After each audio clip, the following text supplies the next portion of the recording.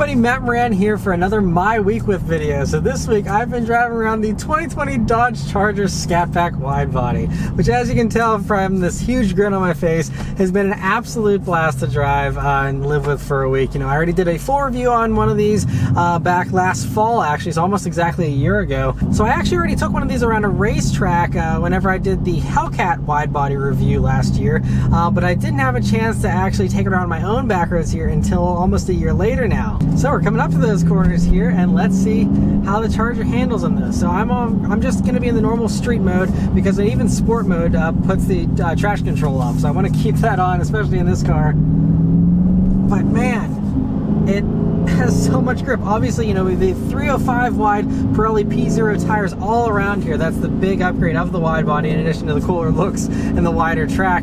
I mean, you have much wider tires than what you got in a regular Scat Pack. But see, it still loves to slide. You would think 305s, you would have so much grip for a 485 horsepower car, you wouldn't know what to do with all the grip. But the fact is that this thing still is so tail happy, still loves to kick the back end out, still struggles to put down power, that it kind of boggles my mind why with 305s and 485 horsepower, this thing still just wants to do burnouts and drifts. And I mean, I'm not complaining. I think it's a lot of fun and I absolutely love it, but it just doesn't give you the most competent feeling, you know, out of the vehicle if you're trying to actually push it and you want to have grip. If you're just doing, you know, slides and being silly, by all means, this is great. I love it though, and that's not a negative. It's just, if you're buying this thing, oh man, this thing is going to be like an autocross beast. I'm going to have loads of grip. You will have more grip. I think honestly what it comes down to is the Pirelli P0 tires are just not a great tire, personally. I don't think it has the best grip in a street tire. The rain performance and stuff isn't the greatest either. I used Pirellis in previous Mustangs that I owned in the past. You have the right hardware here. You got the nice wide wheels and stuff, but I personally still think that you could use a tire upgrade here in the wide body if you do really want all that grip.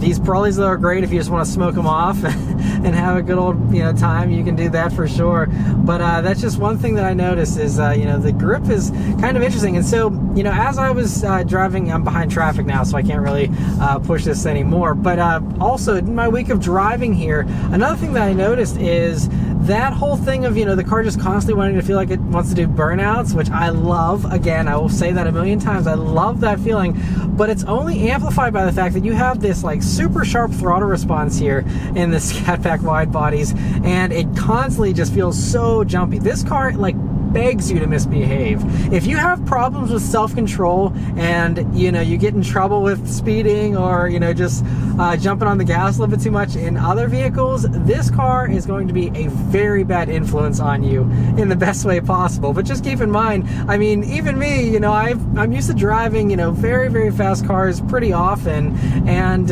you know, even still with this one, it was like, man, like I had to be so sensitive with my throttle inputs because just a little bit too much gas and all of a sudden it's just lighting them up and it's just wanting to go nuts.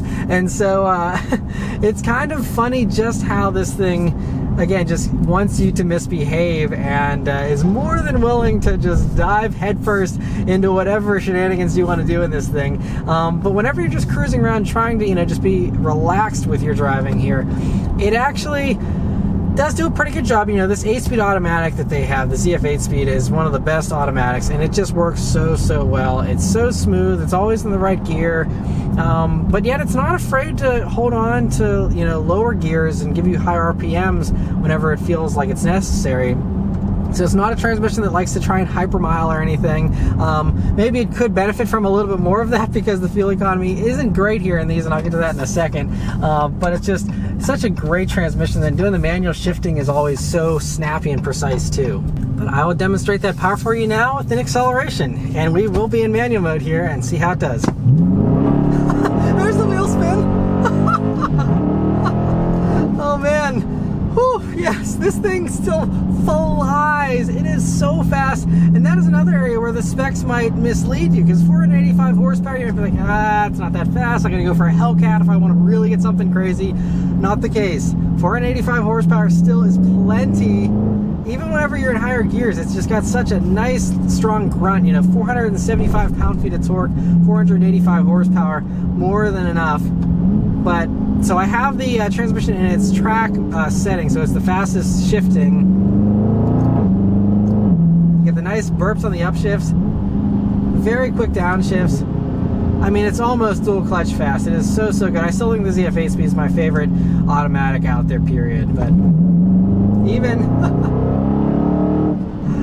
whenever you're in the, lower RPMs, this thing still just picks up so, so well, even in those higher gears. But this thing is just so much fun, but it's still so fast.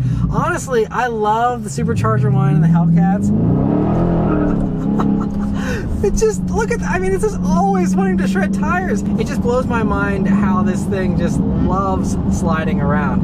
And again, this is exactly why I leave it in this street mode for trashing. Is without traction control, it would just be even more of a handful, which is a lot of fun. But again, it can be a little tricky on the street because of how eager that throttle is. Another thing though that is very eager, and it's kind of a good thing, is the Brembo Brakes. So you have a good amount of travel to the brake pedal, but once you start actually getting down to your braking, it is a little bit grabby. It's something though that I have developed a finer taste for over the week here, and so I've been able to be a little more precise with my braking. But it is a little tricky to be smooth sometimes, especially at lower speeds with your brakes, because again, you have these big Brembo brakes that are upgraded with the Widebody package as well, and so all that makes this very stout on a track. And I mean, I loved taking this thing around a track. It was just so competent because you did have those big wide tires to lean on, and the big huge brakes. Everything was very competent around a track once these tires are really nice and warm. It's 64 degrees today, and so I think maybe that's a little bit of it, but it's not like it's anything cold really. So another thing, so the exhaust is fantastic. It sounds really, really good, right? And so that's always nice, but it does drone a lot. And so whenever you leave it in auto mode especially and let it do its own thing, or if you have it in manual mode and it's just in the wrong gear and the wrong frequency,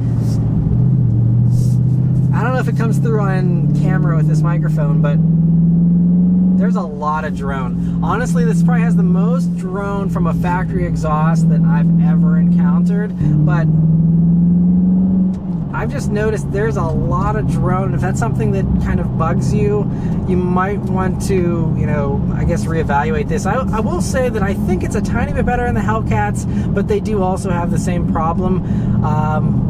So that's just something you're going to have to decide if you're okay with. Now, there is like a dual mode exhaust now in all the Scat Packs and stuff, but it's never really been quiet. It's always been, loud, even whenever you're at the lower RPMs, you're kind of just taking it easy. But you do get all those wonderful crackles and pops, and it's just such a good sounding exhaust.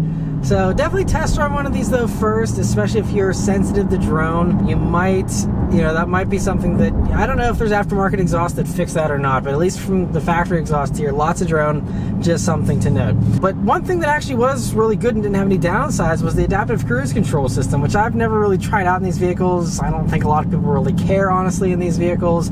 It is an extra add-on option that's, I think, about $1,800 as part of a technology package. I personally would never, pay the extra money for this, but this one had it, so I thought it was worth trying out. And it's a really good adaptive cruise system, actually. It's very smooth with its braking. Some can be a little bit jerky with the way they do adaptive cruise, but this was really smooth whenever you're coming up on a slower car.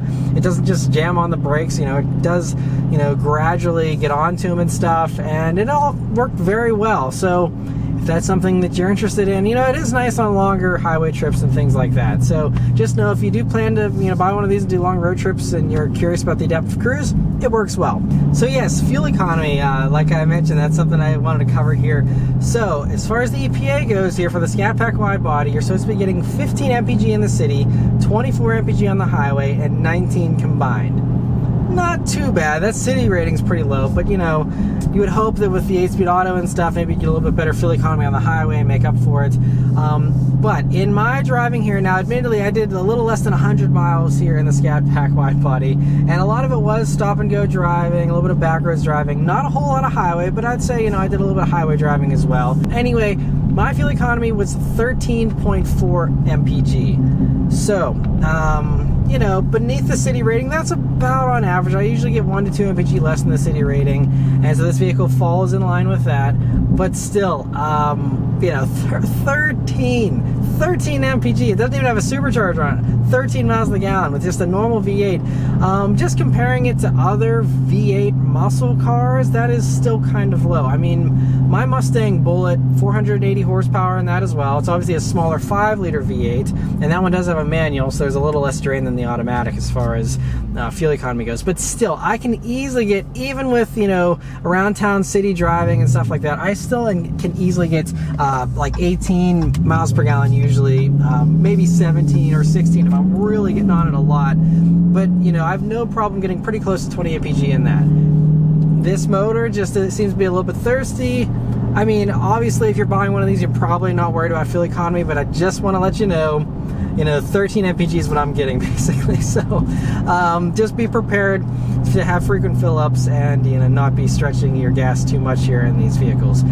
But yeah, so the last thing to mention here is the pricing of the Scat Pack wide bodies. It's really in a class of its own, so it's hard to really bring up any comparisons, because obviously if you're talking about two-door muscle car stuff, you know, you're going to be talking about the Challenger, which I've already reviewed, you know, half a dozen Challengers already, and so, you know, I'm not going to really compare this with the Mustang and the Camaro, because this is a different thing being four doors and stuff. And like I said, there's really nothing these days that you can compare this to. There's the Chevy SS, which died off, you know, and there's a few other things that, you know, don't have V8s and stuff. But this is really in a class of its own. It just comes down to, do you want a big, huge V8 in your, you know, vehicle like this? Because otherwise, your options are like a Toyota Avalon. And I did do a Toyota Avalon TRD review earlier this year, and I mean, that handles well. And so, you know, you really don't have any other options. But anyway, as this one is priced with all the options this has, like the satin black finish, which is like $3,500 by the way, for the hood, the roof, and the trunk. You can just do the hood if you want,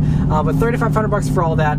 So there's a lot of extra options. Like I said, the adaptive cruise, which I wouldn't get, a bunch of stuff. But anyway, this one as tested is almost $59,000. It's $58,795. And the way that I would spec one of these, even if you wanted the wide body kit, I would be paying about 50 grand MSRP.